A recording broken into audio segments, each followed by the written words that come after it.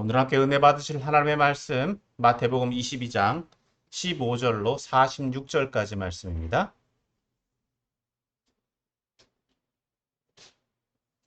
마태복음 22장 15절로 46절 끝절까지 말씀 다 찾은 줄 알고 제가 말씀 봉독해 올립니다. 이에 바리새인들이 가서 어떻게 하면 예수를 말의 올무에 걸리게 할까 상의하고 자기 제자들을 헤롯 당원들과 함께 예수께 보내어 말하되 선생님이여 우리가 아노니 당신은 참되고 진리로 하나님의 도를 가르치시며 아무도 거르끼는 일이 없으시니 이는 사람을 외부로 보지 아니하심이니이다. 그러면 당신 생각에는 어떠한지 우리에게 이르소서. 가이사에게 세금을 바치는 것이 옳으니까 옳지 아니하니까 하니 예수께서 그들의 악함을 아시고 이르시되 외식하는 자들아 어찌하여 나를 시험하느냐. 세금 낼 돈을 내게 보이라 하시니 데나리온 하나를 가져왔거늘 예수께서 말씀하시되 이 형상과 이 글이 누구의 것이냐. 이르되 가이사의 것이니이다. 이에 이르시되 그런즉 가이사의 것은 가이사에게 하나님의 것은 하나님께 바치라 하시니 그들이 이 말씀을 듣고 놀랍게 여겨 예수를 떠나 가니라. 부활이 없다 하는 사두개인들이 그날 예수께 와서 물어 이르되 선생님이여 모세가 일렀을 때 사람이 만일 자식이 없이 죽으면 그 동생이 그 아내에게 장가들어 형을 위하여 상속자를 세울지니라 하였나이다. 우리 중에 7형제가 있었는데 마지가 장가들었다가 죽어 상속자가 없으므로 그 아내를 그 동생에게 물려주고 그 둘째와 셋째로 일곱째까지 그렇게 하다가 최후에 그 여자도 죽었나이다. 그런즉 그들이 다 그를 취하였으니 부활 때에 일곱 중에 누구의 아내가 되리이까? 예수께서 대답하여 이르시되 너희가 성경도 하나님의 능력도 알지 못하는 거로 오해하였다. 부활 때에는 장가도 아니가고 시집도 아니가고 하늘에 있는 천사들과 같으리라. 죽은 자의 부활을 논할진대 하나님이 너희에게 말씀하신 바 나는 아브라함의 하나님이요 이삭의 하나님이요 야곱의 하나님이라 하신 것을 읽어보지 못하였느냐. 하나님은 죽은 자의 하나님이 아니요 살아있는 자의 하나님이시니라 하시니 무리가 듣고 그의 가르치심에 놀라더라. 예수께서 사두개인들로 대답할 수 없게 하셨다 함을 바리새인들이 듣고 모였는데 그 중에 한 율법사가 예수를 시험하여 묻되 선생님 율법 중에 어느 계명이 크니이까? 예수께서 이르되 내 마음을 다하고 목숨을 다하고 뜻을 다하여 주 너의 하나님을 사랑하라 하셨으니 이것이 크고 첫째 되는 계명이요 둘째도 그와 같으니 내 이웃을 내 자신과 같이 사랑하라 하셨으니 이 두 계명이 온 율법과 선자의 강령이니라. 바리새인들이 모였을 때에 예수께서 그들에게 물으시되 너희는 그리스도에 대하여 어떻게 생각하느냐? 누구의 자손이냐? 대답하되 다윗의 자손이니이다. 이르시되 그러면 다윗이 성령에 감동되어 어찌 그리스도를 주라 칭하여 말하되 주께서 내 주께 이르시되 내가 내 원수를 내 발 아래 둘 때까지 내 우편에 앉아 있으라 하셨도다 하였느냐. 다윗이 그리스도를 주라 칭하였은즉 어찌 그의 자손이 되겠느냐 하시니 한마디도 능히 대답하는 자가 없고 그날부터 감히 그에게 묻는 자도 없더라. 아멘. 할렐루야. 오늘로 거룩한 주일 주 앞에 나오신 여러분들을 환영하고 축복합니다. 오늘 함께 읽은 본문 말씀도 지난주의 말씀의 연장선상에 있습니다. 지난주의 말씀이 준비에 관한 것이었다라고 한다면 오늘 말씀은 이제 믿음의 백성들이 어떻게 살아가야 되는가라는 말씀으로 요약할 수 있을 것입니다. 오늘 함께 읽은 본문 말씀을 함께 살펴보고 그 말씀의 의미들을 비롯해서 의미들을 통해서 오늘 우리에게 적용해 봄으로 함께 은혜를 나누기를 소망합니다.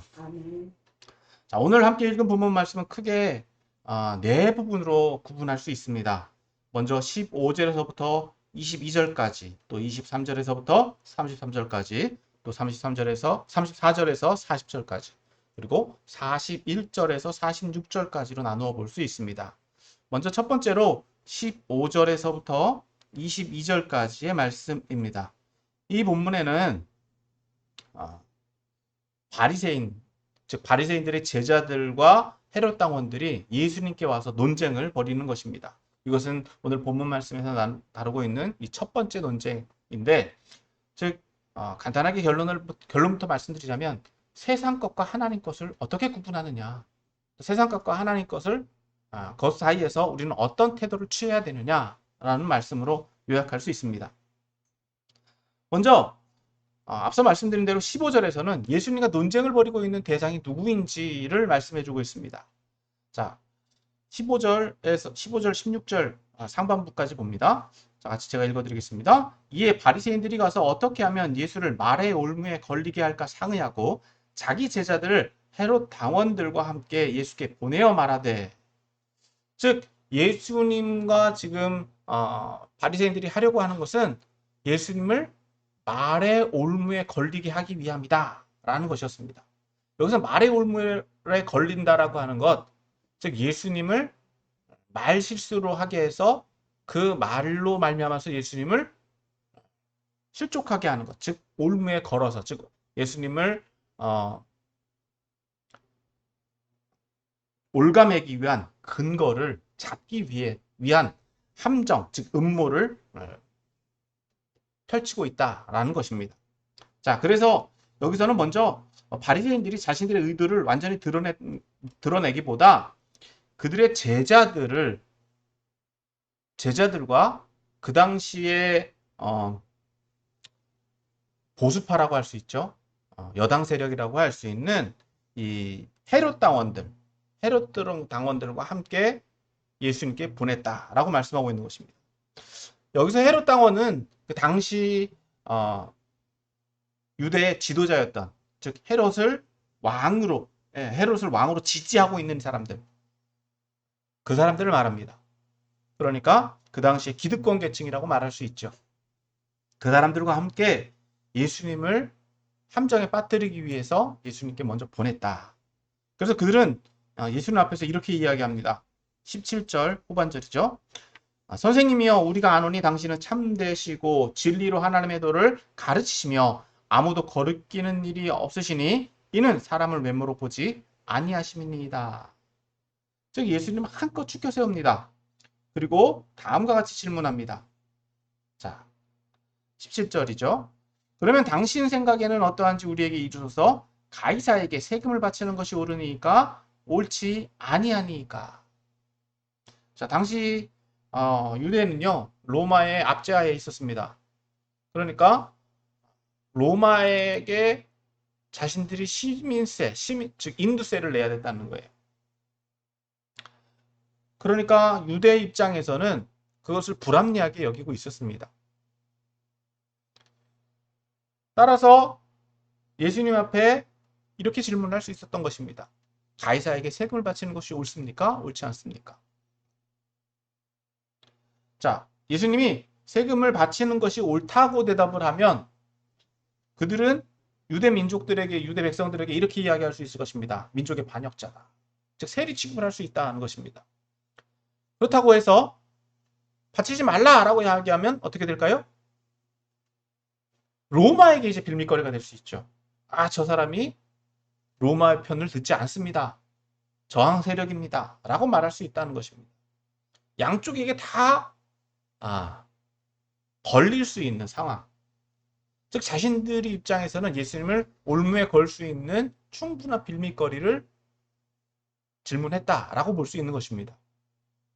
자, 이에 대해서 예수님은 그들의 의도를 확실히 파악하셔서 이렇게 말씀하십니다. 18절입니다. 예수께서 그들의 악함을 아시고 이르시되 외식하는 자들아 어찌하여 나를 시험하느냐. 예수님이 정면 대결을 하시는 거죠. 그들의 의도를 정확하게 파악하시고 그들에게 이제 그들이 질문의 의도도 또한 완전히 아시고 이렇게 이야기를 하셨다는 것입니다. 자, 그래서요 19절에서 21절에서는 그들에 대한 정확한 대답을 해주십니다. 자, 19절부터 21절 같이 봅니다. 시작. 세금 낼 돈을 내게 보이라 하시니 데나리온 하나를 가져왔거늘 예수께서 말씀하시되 이 형상과 이 글이 누구 것이냐. 이르되 가이사의 것이니이다. 이에 이르시되 그런즉 가이사의 것은 가이사에게 하나님의 것은 하나님께 바치라 하시니. 자, 이 말씀은요 자신들이 처한 그 당시 이스라엘 백성들, 유대 백성들이 처한 상황을 적절하게 표현해주고 있는 말씀입니다. 로마의 압제하에 있었습니다.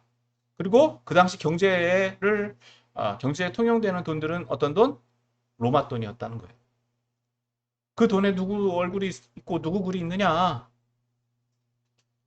자, 그 당시의 동전에는요, 그 당시에 지도자였던 가이사의 얼굴이 새겨져 있었습니다. 그러니까 예수님이 분명히 말씀하시는 거죠. 거기에 누구 얼굴 새겨져 있느냐? 가이사 얼굴 아니냐? 그러면 그거는 누구에게 바쳐야 되느냐? 가이사에게 바쳐라. 그러니까 예수님 입장에서는요, 그 당시 정치 세력에 대해서 정확하게 파악하고 계시고 충돌을 어떤 회피하려는 목적이 아니라 현실을 직시하라 라고 말씀하고 계신 것입니다. 더 나아가 여기에 덧붙여서 예수님이 어떤 말씀을 하고 계시느냐? 하나님의 것. 즉 이스라엘 백성 그 바리새인들과 헤롯 당원들이 세금에 대해서만 물었다라고 한다면 예수님은 누구의 것까지 얘기하고 계십니까? 하나님의 것. 세상 것에만 관심 갖지 말고 누구 것? 하나님의 것. 너희들은 누구 백성이다? 하나님의 백성 아니냐? 니들이 생각하는 대로 하나님의 것에 대해서 하나님의 것을 정확하게 드려라. 하나님의 것은 하나님께 바치라. 즉 예수님이 지금 말씀하고 계신 핵심은 어디에 있다? 하나님의 것이 있다는 거예요. 그렇다고 해서 세상 것에서부터 자유로워라? 자유로울 수 없다는 거예요. 현실적인 상황 또한 말씀해 주고 계신 것입니다. 그래서 22절에 보면 자 어떻습니까? 그들이 이 말씀을 듣고 놀랍게 여겨 예수를 떠나가니라. 예수님 말씀이 너무나도 정확하고 적절하다는 말씀이었다는 것이죠. 자, 이제 23절에서부터 33절까지의 말씀에는 이제 두 번째 논쟁이 시작됩니다.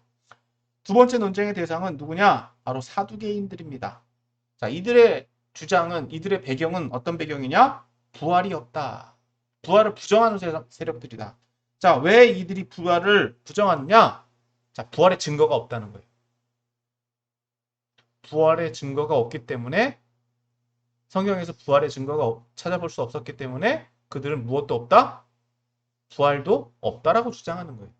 그리고 성경도 뭐만을 본다? 모세 오경만을 중심합니다. 다른 선지자들의 말이나 글들은 부차적인 것이다. 그러니까 자신들은 무엇만 본다? 모세 오경만 본다. 보다 축소되는 거죠. 보다 소극적인 거예요. 잘 믿겠다라고 하는 건데 제한된 것들만, 제한된 자료들만 가지고 다른 것들은 보지 않겠다라고 했던 것입니다. 자, 그래서 이들의 질문은 무엇이었느냐? 자, 24절 말씀에 보면 24절 말씀 같이 봅니다. 시작. 선생님이여, 모세가 일렀을 사람이 만일 자식이 없이 죽으면 그 동생이 그 아내에게 장가들어 형을 위하여 상속자를 세울지니라 하였나이다. 자, 이 말씀은요, 이 계대 결혼에 관한 계명입니다. 계대 결혼에 관한 계명. 이 율법을 부정하려고 하는 것이 아니라 이 율법이 분명히 존재하는 것입니다. 자, 이것은 신명기 25장 5절에 나오는 이 계명을 그대로 갖다가 이용한 것이고 또 이 계명을 가장 성경 안에서 그리고 이스라엘 역사 가운데서 가장 정확하게 인용하고 있는 활용한 내용은 무엇이냐? 바로 다윗의 조상 가운데 누가 있습니까? 룻이 있죠. 루카 보아스. 루카 보아스가 이 계대 결혼을 통해서 어떻게 해요? 혈통이 유지된 것을 보여줍니다. 자, 그런데 이들이 주장하는 것은 뭐냐? 첫 번째 첫째 아들과 어떤 이 첫째 일곱 형제가 있는데 첫째와 그 아내가 자손이 없었어요. 그러니까 첫째가 자손 없이 죽었다. 그러면 그 형수를 둘째가 취했는데 이 둘째도 자손이 없이 죽어버립니다. 그것을 어떻게? 어디까지? 일곱째까지 그리했다. 자, 그 가운데 또 어떤 일이 일어났다? 그 아내조차 자손 없이 죽어버렸다. 자, 그럼 부활했을 때에 그 아내의 신분은 누구의 아내가 되느냐? 여러분, 이건 사실 답이 다 나와 있는 것입니다. 누구랑 결혼한 것이 우선이다? 첫째, 맞이하고. 왜? 누구의 자손을 이어주기 위한 것이다? 맞이의 자손을 이어주기 위한 것이었기 때문에. 사실 무르나 마나인데 이들은 그냥 현상적인 이야기만 하고 있는 거예요. 그래서 예수님은 이에 대해서 예수님은 29절에서 이렇게 말씀하시죠. 자, 뭐라고 말씀하셨습니까? 예수께서 대답하여 이르시되 너희가 성경도 하나님의 능력도 알지 못하는 거로 오해하였도다. 뭣도 모른다고요? 성경도 모른다는 거예요. 즉 이들이 계대결을 하는 목적이 어디 있는지 그걸 파악하지 못하고 있다는 것이고 또 부활이 없다라고 주장하고 있기 때문에 무엇도 모른다? 하나님의 능력도 모른다. 즉 사두개인들의 한계성을 예수님은 곧바로 지적하고 계신 것입니다. 자, 그리고 거기서 멈추지 아니하시고 30절 말씀 분명히 말씀해 주시죠. 같이 읽습니다. 시작. 부활 때에는 장가도 아니 가고 시집도 아니 가고 하늘에 있는 천사들과 같으니라. 자, 바리새인들이 왜 부활을 믿지 못했느냐? 부활의 증거가 없다. 부활의 내용을 모른다라고 하는 거예요. 우리가 부활한다라고 하는 거, 죽었다가 다시 살아난다라고 하는 게 부활이지 않습니까? 여러분, 이따가도 말씀드리겠지만 이 부활은요, 환생이 아닙니다. 다른 데에서 말하는 환생도 아니고 윤회도 아니에요. 내 자신 그대로를 이야기하는 거예요. 근데 지금 이 부활의 모습에 대해서 누구도 알 수 없습니다, 사실. 그쵸? 부활한다라고 하는 사실만 알지 이 부활이 어떤 형태로 일어나느냐는 알지 못하고 있었다. 그런데 예수님께서는 이 부활의 형태가 어떨 것이다라고 하는 것, 어떻게 된다라고 하는 것을 명확하게 말씀해 주고 계십니다. 자, 부활의 모습은 어떻게 된다고요? 장가도 아니 가고 시집도 아니 간다. 즉 우리의 일상의 우리의 삶의 형태와 똑같지 않다. 다르다는 거예요. 다를 뿐만 아니라 우리의 육신의 모습도 어떻게 된다? 하늘의 천사들과 같다. 일반적으로 우리가 천사들을 상상하는 것과 같이 육체는 이때 시간과 공간을 초월한 존재로 우리는 이해를 합니다. 이처럼 우리도 우리 자신이 존재하지만 어떤 존재와 같이 될 것이다? 천상의 존재와 같은 몸으로 변화될 것이다. 자, 여기서 예수님은 멈추지 않으시고 계속해서 31절에서 32절 말씀을 이어가십니다. 자, 31절, 32절 같이 읽습니다. 시작. 죽은 자의 부활을 논할진대 하나님이 너희에게 말하신 바 나는 아브라함의 하나님이요 이삭의 하나님이요 야곱의 하나님이로 하신 것을 읽어보지 못하였느냐? 하나님은 죽은 자의 하나님이 아니요 살아있는 자의 하나님이시니라 하시니. 자, 사두개인들은 누구의 이야기를 하고 있다고요? 죽은 이후의 삶에 대해서 그 삶의 모습에 대해서 이야기를 하고 했는데 하나님은 어떤 하나님이다? 산자의 하나님이지 않느냐. 자, 왜? 하나님이 아브라함의 하나님이요 이삭의 하나님이요 야곱의 하나님이라고 하셨기 때문이다. 자, 이 말씀은요 우리가 이야기가 조금 잘 이해를 해야 됩니다. 다시 말해서 여기서 보면 하나님의 영원성과 하나님의 동질성, 영속성이라고 이야기를 하는데 이 하나님의 이런 모습들, 본성들에 대해서 여기는 이야기를 말씀하고 있는데 왜냐하면 하나님은 영원하시기 때문에 그래요. 그런데 인간은 어떻습니까? 유한하죠. 그러니까 앞에서 말하고 있는 아브라함, 이삭, 야곱은 어떻게 됐습니까? 다 죽었습니다. 그러면 아브라함에게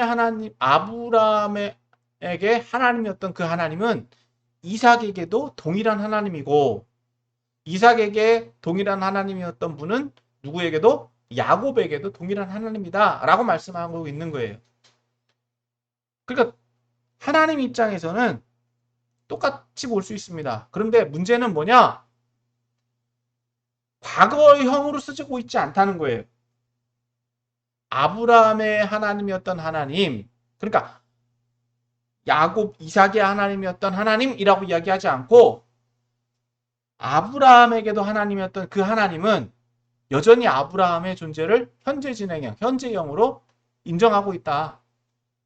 그러니까 아브라함이 육신적으로 한번 죽었지만 여전히 하나님은 아브라함에게도 하나님으로서 존재한다. 그러니까 아브라함이 육신적으로는 죽었지만 아브라함의 존재가 여전히 존재한다. 이것을 상정할 수 있다는 것입니다. 좀 정리가 되십니까? 그러니까 이것은 아브라함과 이삭과 야곱이 지금 육신적으로는 죽었지만 그들은 어딘가에 지금 어떻다는 거예요? 존재한다. 그렇게 이해를 할 수 있다는 것입니다. 그러니까 하나님은 죽은 자의 하나님이다, 산 자의 하나님이다. 산 자의 하나님이다라고 합니다. 우리는 죽음을 이야기하지만 죽음은 끝난다라고 이야기하는 것, 그건 사두개인들의 주장입니다. 근데 하나님은 어떤 분? 살아있는 자의 하나님, 살아있다라고 하는 거예요. 영원히 우리는 어떻게 보면 우리는 영원히 죽는다, 죽지 않는다. 죽지 않는다는 거예요. 죽지 않는데 이 죽음의 모습, 죽음 이후 육신적으로는 한번 죽어야 돼요. 죽을 수밖에 없어요. 죽는 것은 우리에게 불가피한 일입니다. 하지만 죽음 이후에 이 부활의 때, 이 부활이 언제 이루어지느냐? 사실 성경상으로 볼 때는요, 최종 종말의 시기에 부활이 다 이루어진다. 우리는 그렇게 봐야 돼. 물론 이 부활 논쟁에 대해서는 상당히 많은 신학적인 논쟁들이 있습니다. 그러나 오늘 우리에게 주어진 성경의 한계 속에서 이해할 때는 물론 이걸 가지고 너희도 사두개이처럼 이 제한적인 성경만을 봐서 그렇지 않느냐? 뭐 물론 어떤 분들은 뭐 외전도 봐야 되고 뭐 다른 것들도 봐서 이해를 해야 되지 않느냐라고 이야기를 하시는데 우리가 가지고 있는 이 성경만으로도 충분히 이해할 수 있다. 자, 그래서 그것을 가지고 정리를 해보면 어떻다? 종말 때의 부활은 이루어진다. 근데 그 부활을 누가 제일 먼저 보여주셨다?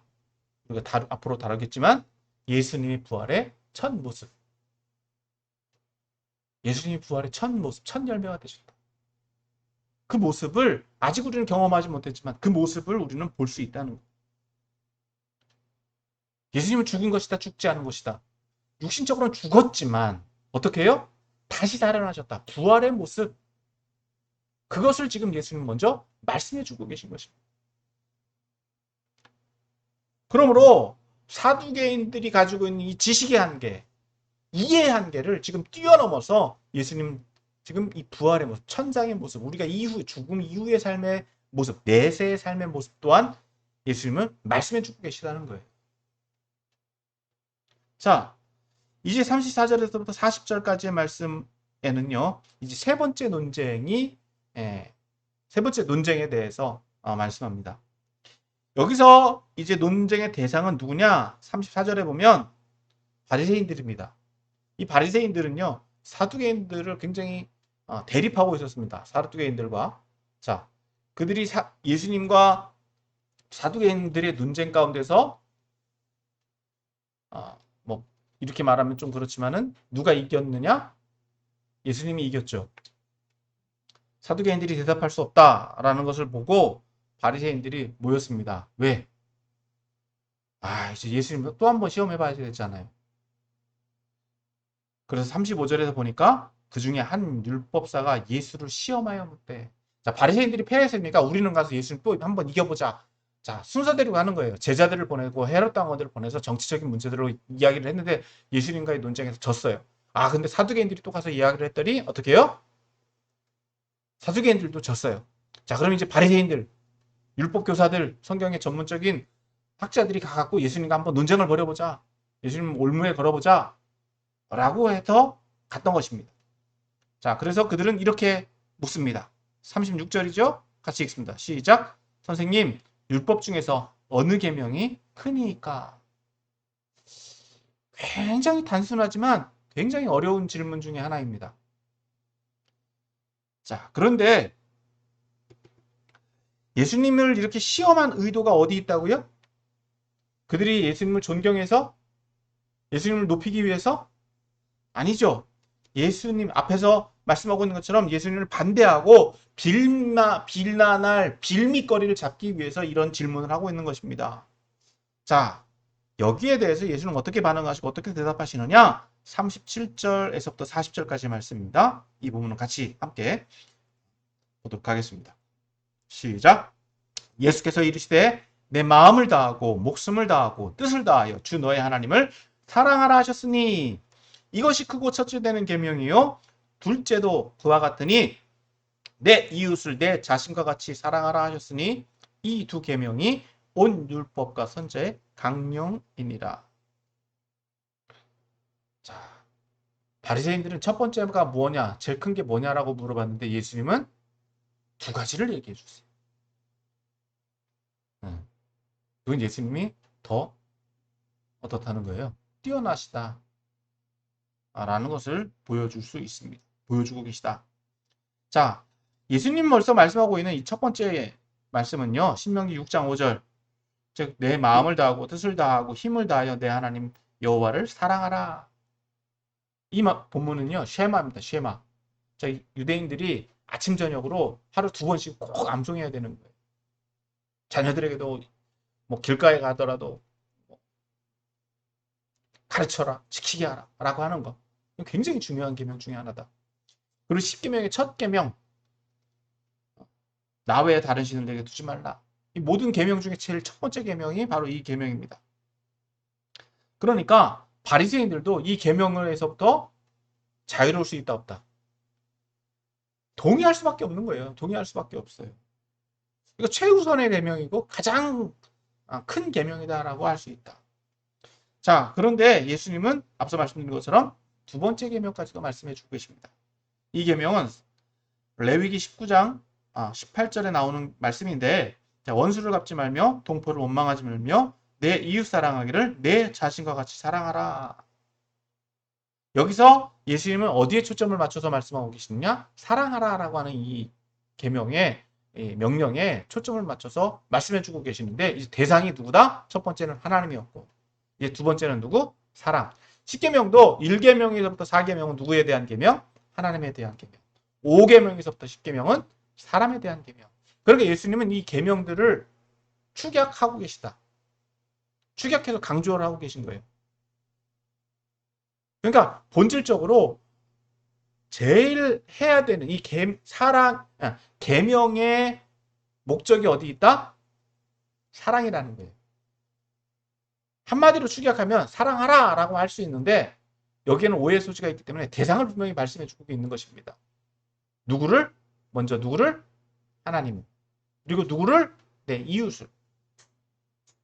그렇게 해서 예수님은 이 사랑에 대한 의무, 즉 계명의 목적과 의도를 정확하게 말씀해 주고 계신다는 것입니다.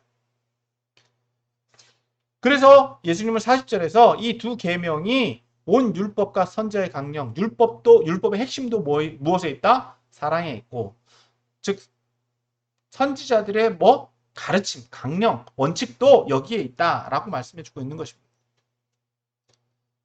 그것이 곧 율법의 목적이요 선지자들의 가르침의 목적이다라고 말씀하고 있는 것입니다. 자, 그리고 이제 마지막으로 누구의 말씀? 예수님의 말씀. 즉 논쟁이 네 번째 논쟁인데, 이제 예수님이 이제 바리새인들에게 질문하시는 것. 바리새인들의 질문으로 끝나지 않고 예수님이 이제 바리새인들에게 질문합니다. 누구에 대한 것을 이야기하느냐? 다윗의 자손에 대한 것. 다윗의 자손에 대한 것. 즉 누구? 그리스도와 다윗의 자손과 어떻게 연결이 되느냐. 자, 42절입니다. 42절. 자, 같이 읽습니다. 시작. 너희는 그리스도에 대하여 어떻게 생각하느냐? 누구의 자손이냐? 자, 대답하되 다윗의 자손이니이다. 자, 이거는요, 바리새인들이 너무나도 잘 알고 있었던 이야기예요. 즉 메시아는 누구의 자손으로부터 나온다? 다윗의 자손으로부터 나온다. 이건 바리새인들의 생각을 묻고 그에 대한 대답을 들었다. 자, 이 말씀을 예수님께서 왜 이렇게 질문하고 계시느냐면요, 예수님이 지금 예루살렘에 입성하시고 나서 사람들이 예수님을 누구로 부르고 있다? 다윗의 자손으로 부르고 있다. 자, 그러니까 예수님 자신이 지금 누구다라고 하는 걸 밝히고 있는 것입니까? 다윗의 자손, 사람들이 나를 다윗의 자손으로 부르니까 나도 그것을 인정한다. 그럼 그는 누구의 자손이, 누구냐? 다윗의 자손이냐? 자손이다. 메시아다라고 하는데 문제는 그 권위가 어디에 있느냐? 자, 그래서 43절에서 이렇게 말씀하고 계시죠. 이르시되 그러면 다윗이 성령에 감동되어 어찌 그리스도를 주라 칭하여 말하되, 즉 다윗이 그리스도를 주라 칭했다. 자, 그 내용이 어디 나온다? 44절입니다. 자, 주께서 내 주께 이르시되 내가 내 원수를 내 발 아래 둘 때까지 내 우편에 앉아 있으라 하셨다 했느냐. 자, 이건 인용이에요. 인용을 해서 이렇게 말씀했지 않느냐라고 말씀하고 있는 건데, 이건 시편 1절에 나오는 말씀을 그대로 예수님 말씀해 주고 계신 것입니다. 자, 시편 110편의 내용은 뭐냐? 이 다윗의 시입니다. 왕정 시대에는요, 이것은 대관식에 쌓였던 것으로 추측하고 있습니다. 그러니까 왕이 오르는 사람들이 이제 왕권을 가지니, 즉 자신의 후임에게 말씀해 주고 있는 왕으로서 대우를 해줄 때 하는 말씀인데, 자신이 이제 자손을 어떻게 말하고 있다? 내 주, my lord 라고 이야기하고 있는 거예요. 그런데 이것이 후대에 와서는요, 자기 아들을 높여서 왕으로 인정한다라고 하는 것에서 멈추지 않고 무엇으로 이해를 했느냐? 메시아로 이해를 했습니다. 그것이 가장 만연되어 있을 때가 언제냐? 예수님 시절이에요. 그래서 여기서 내 주라고 하는 말은 누구를 가리키는 말로 이해를 했느냐? 메시아, 그리스도로 이해를 했다는 거예요. 이것은 굉장히 중요한 이야기예요. 내 주인이 누구냐라고 하는 거예요. 대관식에서는 왕이 되는 사람이 가장 높은 사람이죠. 가족 중에서도 가문에서도 가장 높은 사람을 왕으로 인정해줬다. 그러면 다윗이 지금 누구를 가리켜서 보고 있다? 메시아를 상정하고 가장 높은 사람으로 높여서 이야기를 하고 있다라고 한다면, 지금 예수님은 이렇게 묻고 있는 거예요. 다윗이 높으냐, 그리스도가 높으냐?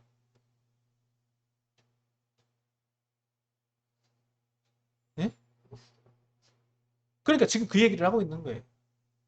왕으로 인정되는 사람보다 지금 그리스도라고 인정받는 사람이 더 높으냐? 근데 다윗이 지금 그리스도를 내 주로 인정했다라고 한다면,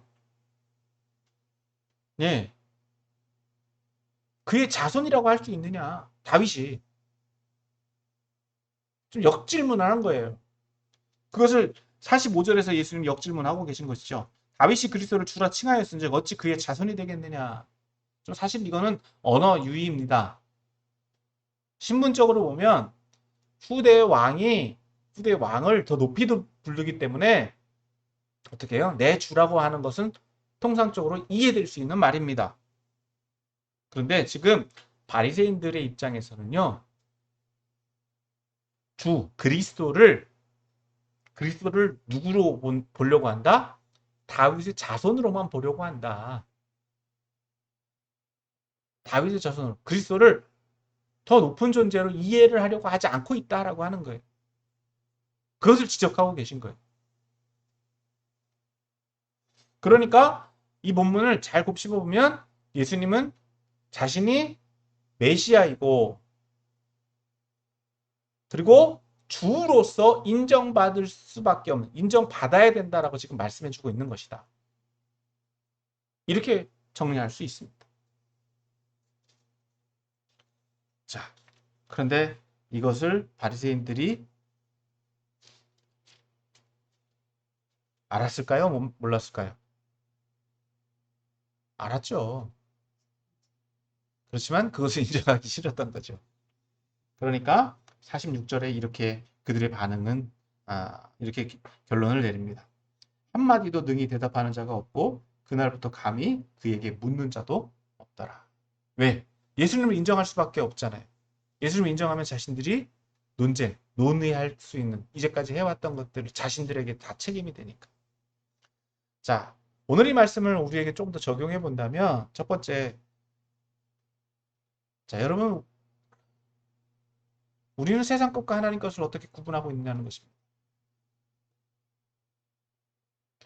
다시 말해서 물론 관점에 따라서 조금 다르겠지만 우리가 하나님의 백성이 되었다. 유대인들 오늘 본문의 상황을 동일하게 적용해 본다면 유대인들, 즉 하나님의 백성들이 세상 가운데 살아갈 때 어떤 기준으로 살아야 되느냐 하는 것입니다. 하나님 백성이기 때문에 하나님 법만 지켜라? 그럼 세상 법은 무시해라? 이렇게 이해하는 사람들도 있다는 것이에요. 유대인들이 예수님께 물었던 질문이 바로 이것입니다. 세상 법 무시하고 싶습니다. 무시해도 되느냐? 왜? 우리는 하나님 백성이니까. 그런데 예수님은 지금 어떻게 말씀하고 계시다고요? 가이사의 것은 가이사에게 바치고 하나님 것은 하나님께 바치고. 자, 이 말씀은요. 어떻게 보면 합리화시키는 것 같기도 하고 또 어떻게 보면 타협하는 것처럼 보여지기도 합니다. 그런데 분명한 것은요. 우리가 이 세상에서 적용해야 되는 것은 두 세상 모두다라고 하는 거예요. 우리는 하나님 나라에 속해 있지만 어디에 속해 있다? 아직도 여전히 세상 가운데 살고 있잖아요. 그러니까 두 세상 가운데서 이 두 세상에 다 충실해야 된다고 하는 거예요. 두 세상의 책임과 의무를 다 가지고 있다는 거예요.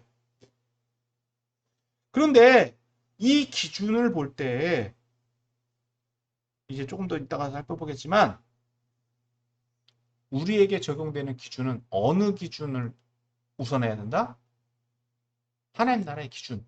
그것은 왜 이렇게 말씀드리느냐? 더 고차원적이고 더 높은 수준의 도덕성과 윤리성을 추구하고 있기 때문에 그렇습니다. 그렇다고 해서 세상법을 무시해야 되느냐? 그것은 필수다라고 하는 거죠.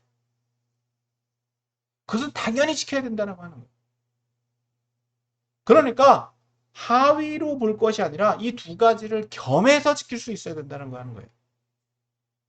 세상법에 매여 있다고 해서 하나님 법을 버려라라고 하는 것이 아니라 세상법은 필수고 여기에 뭘? 하나님 법을 더 더해야 된다. 하나님 것도 잊어서는 안 된다는 거예요. 하나님 것은 필수다라고 하는 거예요. 여러분 그것이 우리의 삶에 우리가 하나님 백성으로서 세상을 살아가는 방법이다라고 하는 거예요. 그럼 두 번째 믿음의 사람들은 어떤 삶을 살아야 되느냐? 부활 소망을 가져야 돼요. 즉 하나님 나라를 소망하고 우리가 죽음으로써 끝나는 삶이 아니라 이후에 무엇이 있다? 부활의 삶이 있다라고 하는 거예요. 물론 우리의 육신은 어떻다? 다른 형태로 바뀌어진다. 이 세상의 법으로서 살아가는 것이 아니라 다른 모습으로 변화할 것이지만 분명히 그러한 삶이 있다. 즉 내세가 있다. 그 믿음의 삶이 우리에게 있어야 된다라고 하는 것입니다. 앞서서 말씀드렸지만 이 부활이 말하고 있는 것은 다른 환생을 이야기하는 것도 아니고 다른 윤회를 이야기하는 것도 아닙니다. 굉장히 주의하셔야 돼요. 우리는 우리예요. 하지만 우리가 육신을 입고 있기 때문에 이 육신의 장막을 벗어나는 하나의 통과 의례가 분명히 있다. 그 이후의 삶은 하나님과 교통하는 삶. 그 이후의 삶은 하나님으로부터 심판받아서 심판의 영원한 영벌에 빠지든지 영생의 축복을 누리든지 이렇게 결정되어진다라고 하는 거예요. 그리고 세 번째로 오늘 본문에서 우리에게 적용해야 되는 율법은 뭐냐는 거예요. 앞에서는 세상에 살아가지만 우리가 하나님 나라를 기준으로 살고 하나님 뜻을 세상과 동떨어져 살아가는 것이 아니라 세상 속에서 살아가야 되는 것을 이야기했다라고 한다면 그 삶의 기준은 어떤 삶의 기준을 적용해야 되느냐? 그것을 지금 우리에게 적용할 수 있다는 것입니다. 지금 가장 크게 계명, 우리에게 적용해야 되는 계명은 무엇입니까? 사랑하는 거예요. 누구를? 하나님을 사랑하고 누구를? 이웃을 사랑하고. 이것이 믿음의 사람들의 삶의 모습, 삶의 가치관, 삶의 중심에 있어서 해야 되는 일이다라고 하는 거예요. 그것을 지금 요약해 볼 수 있다라고 하는 거죠. 더 나아가서 제일 중요한 우리는 어떤 가치관을 가지고 살아가야 된다? 어떤 삶을 살아야 됩니까? 예수님을 그리스도로 인정하는 삶. 사실 여러분 이 말씀이 좀 생뚱맞게 여겨질 수도 있습니다. 왜냐? 아니 이미 앞에서 우리는 하나님 백성이라고 했고 하나님 말씀대로 산다고 했고 세상 가운데서 그렇게 산다고 했으면 이것은 미리 전제된 것이 아닙니까? 라고 질문할 수도 있습니다. 그런데 여기서 말씀하고 있는 것은 예수님을 온전히 주인으로 인정했느냐 인정하지 않느냐는 것입니다. 그러면 우리가 믿는다라고 하는 것 앞에서 말한 것처럼 율법 학자들처럼 말씀을 기준으로 삶아서 그냥 도덕적인 윤리적인 어떤 잣대로만 따지는 것으로 여겨질 수 있다. 그런데 예수님이 주인 되었다라고 하는 것은 바로 우리의 권위와 권리를 누구에게 맡겼다는 것입니까? 예수님께 맡겼다는 것. 그러니까 누구의 의도를 따라가려고 한다? 예수님의 의도를 따라가려고 한다. 여러분 내 인생은 내 것이 아니다라고 하는 거예요. 이것이 우리의 삶에 있어서요 굉장히 중요한 것입니다. 잘 안 바뀌는 것 중에 하나가 바로 이거예요. 제가 간혹 이런 말씀을 드리죠. 사람은 바뀐다 안 바뀐다. 안 바뀐다라고 말씀을 드리는데 여러분 예수님이 주인 되면은요. 예수님이 너 바꿔 그러면 어떻게 해야 돼요? 바뀌어야죠. 근데 왜 못 바뀌는 거예요? 내가 아직도 주인이라서. 내가 아직도 내 인생의 주인이라서 그래. 착각하는 거예요. 굉장히 중요한 말씀이죠. 예수님을 주인으로 인정한다라고 하면은요. 예수님이 나에게 바꾸기를 원한다라고 하는 것 깨닫는다라고 하면 어떻게 돼요? 바뀌어야죠. 주권은 누구에게 있습니까? 예수님께 있는 거예요. 그럼 이렇게도 물어볼 수 있을 것입니다. 아, 그러면 어떻게 예수님 뜻을 알 수 있습니까? 제일 중요한 거죠. 제일 중요한 거죠. 그것은 우리가 성령에 감동돼야 돼요.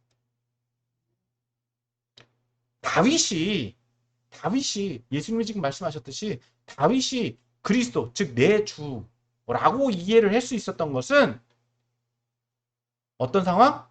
성령에 감동되었을 때, 즉 하나님의 뜻을 온전히 수용할 수 있는 상황이 되었을 때에 나를 죽이고 누구를 인정합니까? 하나님 인정하고 예수님 인정할 수밖에 없는 거예요. 성령에 감동되지 못하면은요, 내가 바뀐다 안 바뀐다 안 바뀌어요. 세상 사람들은 언제 바뀝니까? 가끔가다 얘기하잖아요. 죽었다 살아날 때. 죽었다 살아날 당신 죽습니다라고 해야지 겨우 바뀔까 말까예요. 여러 번 봤습니다. 당신 죽습니다 얘기해도요 안 바뀌어요. 그런데 믿음의 사람들은 무엇을 경험합니까? 죽음을 이미 경험해요. 뭘 통해서? 침례와 세례를 통해서 이미 경험했을 뿐만 아니라 또 무엇을 통해서? 성령을 통해서. 이 세례라고 하는 것은 죽는다는 거예요. 죽었다 살아났는데도 안 바뀌잖아요. 그럼 무엇을 통해서? 성령을 통해서 우리가 다시 죽어야 돼요. 그래야지 어떻게 됩니까? 하나님이 원하시는 우리들의 참 모습, 원 모습으로 변화된다. 사랑하는 성도 여러분, 오늘 본문 말씀은요. 맨 앞에서 어떤 이야기에서부터 시작했습니까? 예수님의 권위에 대해서부터 이야기를 했어요. 그러면서 지난주에는 무엇을 다뤘습니까? 준비되어져야 됩니다. 그리고 이제는 실제적으로 이제 우리가 세상 가운데서 하나님 백성이 어떻게 살아가야 되냐. 세상 가운데 살아갈 때 세상의 기준과 하나님 나라의 기준 사이에서 우리는 어떤 기준을 선택해야 된다? 두 기준 다 충족해야 된다.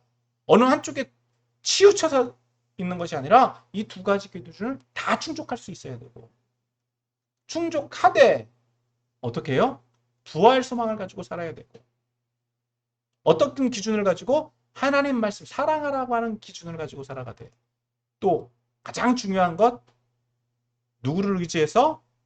예수님을 그리스도로 인정하면서 그리스도를 의지해서 살아가야 된다라고 오늘 본문은 말씀하고 있고 그렇게 정리할 수 있을 것입니다. 사랑하는 성도 여러분, 이것이 천국 백성의 삶이에요. 믿는 사람들의 삶의 모습.